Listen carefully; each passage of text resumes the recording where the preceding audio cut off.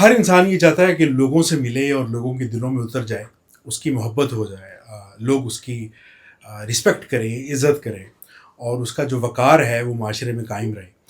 تو اس کے لیے کوئی وظیفہ ہے. انسان اگر اس کے ساتھ کرتا رہے تو اس کے گناہوں پہ پردہ ڈلتا جائے گا، اور اللہ تعالیٰ اس کا وقار اور اس کا جو رتبہ ہے وہ اس معاشرے میں برقرار رکھیں گے. کوئی ایسا وظیفہ عطا فرمائیں گے پلیز؟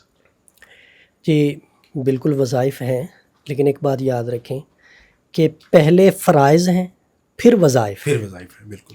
لوگ غلطی یہ کرتے ہیں کہ وہ فرائض کو چھوڑ دیتے ہیں اور وظائف پہ ہی مکمل انحصار کرتے ہیں. اگر لوگوں کے دلوں میں عزت احترام پیدا کرنی ہے تو خود بھی اپنے اخلاق اچھے کرنے ہوں گے، لوگوں سے محبت سے پیش آنا ہوگا. اگر کسی کو محبت دیں گے تو وہ واپس محبت دے گا.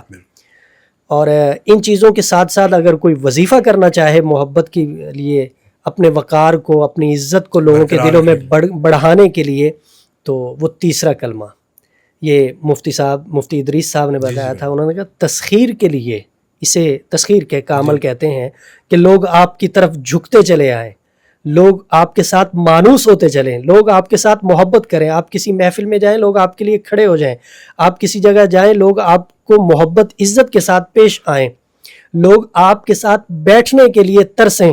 اسے تسخیر کا عمل کہتے ہیں. انہوں نے فرمایا تسخیر کے بہت سارے عمل ہیں، تیسرے کلمے سے بڑھ کے کوئی عمل نہیں ہے. اللہ کی تعریف بندہ کرتا ہے نا، تو جب بندہ اللہ کی تعریف کرتا ہے نا، کرتا رہتا ہے تو پھر اللہ، چونکہ ساری دنیا کے دل اللہ کے قبضے میں ہے، تو مجھے یاد کرو میں تمہیں. ہاں، تو بندہ اللہ کی تعریف کرتا ہے تو اللہ پھر اس بندے کی محبت لوگوں کے دلوں میں ڈال دیتا ہے. اب میں مثال دیتا ہوں آپ کو. جتنے بھی بزرگان دین گزرے ہیں، داتا علی حجویری، بابا فرید الدین گن شکر، اور جتنے بھی گزرے ہیں، اولیاء کرام گزرے ہیں، ہم نے ان میں سے کسی کو دیکھا ہے؟ کسی کو. لیکن جہاں ان کا نام آئے عزت و تکریم آتی ہے. بالکل. کیوں ہوتی ہے؟ اللہ کا ایک، میرے خیال میں تو اللہ نے لوگوں کے دلوں میں ڈالی گئی یہ ساری محبت. شاہ شمس تبریز ہم نے نہیں دیکھے، نہیں، اولیاء کرام کو ہم نے نہیں دیکھا، لیکن جیسے ہی نام آتا ہے ادب کے ساتھ ہماری آنکھیں جھک جاتی ہیں، دل کے اندر ایک محبت عقیدت پیدا ہوتی ہے. اگر کوئی بندہ کسی ولی اللہ کے متعلق غلط زبان کہے تو ادنا ایمان رکھنے والا بندہ بھی یہ کہے گا یار انہیں کچھ نہیں کہے، مجھے جو کہنا ہے کہہ لے. بندہ اپنے ماں باپ کو گالی برداشت کر لے گا، لیکن کسی اللہ کے ولی کے متعلق کچھ برداشت نہیں کرے گا. کیوں نہیں کرے گا؟